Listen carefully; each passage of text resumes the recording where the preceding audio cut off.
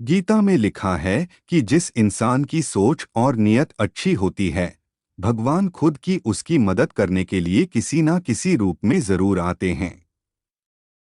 गीता में श्री कृष्ण कहते हैं कि जो मौन को समझ ले वो पूजनीय होता है, फिर चाहे वो माँ हो, पत्नी हो, प्रेमी हो या परमेश्वर। श्री कृष्ण का कहना है कि मनुष्य को अपने कर्मों के संभावित परिणामों से प्राप्त होने वाली विजय या पराजय, लाभ या हानि, प्रसन्नता या दुख इत्यादि के बारे में सोचकर चिंता से ग्रसित नहीं होना चाहिए। गीता में लिखा है कि जिस मनुष्य ने कभी विपत्तियां नहीं देखीं, उसे अपनी ताकत का एहसास कभी नहीं होगा। विपत्तियां हर मनुष्य को अंदर से मजबूत बनाती हैं। प्रशंसा चाहे कितनी भी करो, परंतु अपमान बहुत सोच समझकर करना चाहिए, क्योंकि अपमान वो उधार है जो अवसर मिलने पर हर व्यक्ति ब्याज के साथ चुकाता है। गीता में श्री कृष्ण कहते हैं कि अहंकार ही हर मनुष्य का विनाश करता है। अहंकार में आकर व्यक्ति अक्सर ही गलत कार्य कर बैठता है, जिसके बुरे परिणाम उसे आगे चलकर भुगतने पड़ते हैं। गीता के अनुसार मनुष्य को अपने दिमाग पर पूरा नियंत्रण रखना चाहिए।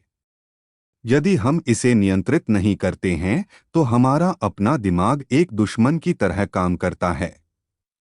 श्री कृष्ण ने अर्जुन को कहा, भूत और भविष्य की चिंता करना व्यर्थ है, वर्तमान ही सत्य है। जब असमंजस की स्थिति में रहो और कुछ समझ ना आए तो सब परमात्मा पर छोड़ दो और बस अपना कर्म करो। परिस्थितियां कितनी भी बुरी क्यों न हो, यही सोचो कि समय सबसे बड़ा बलवान है। अच्छा हो या बुरा, बीत जाएगा। गीता में श्री कृष्ण ने अर्जुन को क्या उपदेश दिया? तब श्री कृष्ण ने कुरुक्षेत्र के मैदान में अर्जुन को उपदेश देते हुए कहा कि हे पार्थ, तुम्हें अपने क्षत्रिय धर्म का पालन करना चाहिए और एक क्षत्रिय की भांति अपने अधिकारों के लिए लड़ना चाहिए। यही तुम्हारा धर्म है। श्री कृष्ण ने अपना उपदेश गायन के माध्यम से दिया था, इसलिए इसे गीता कहा जाता है। श्री कृष्ण ने गीता में क्या संदेश दिया था? गीता में श्री कृष्ण कहते हैं कि मनुष्य को कभी भी अहंकार नहीं करना चाहिए। अहंकार मनुष्य से वह सब करवाता है जो उसके लिए सही नहीं है। अंत में यह अहंकार ही उसके विनाश का कारण बनता है। इसलिए जीवन में जितना जल्दी हो सके अपना अहंकार त्याग देना चाहिए। भगवान कृष्ण का संदेश क्या है? धर्म और कर्म। भगवान कृष्ण ने धर्म की महत्वपूर्णता को बताया और यह सिखाया कि मनुष्य को अपने कर्मों का पालन करते हुए धर्मपरायण रहना चाहिए। भक्ति। भगवान कृष्ण ने भक्ति की महत्वपूर्णता को बताया। वे यह सिखाते हैं कि भक्ति और प्रेम के माध्यम से भगवान के पास पहुंचा जा सकता है। हस्तिनापुर में श्री कृष्ण ने पांडवों को कौरवों से पांडवों को केवल 5 गांव देने का प्रस्ताव दिया।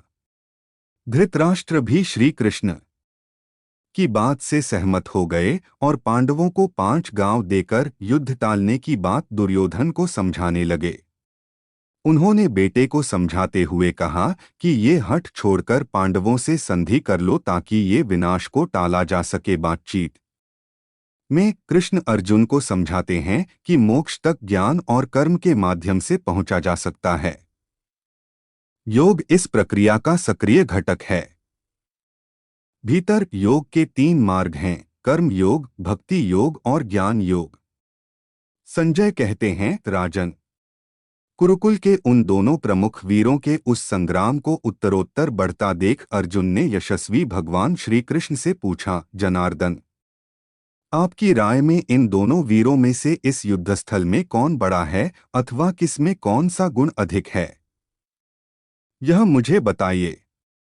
भगवान श्री कृष्ण बोले, अर्जुन, इन दोनों को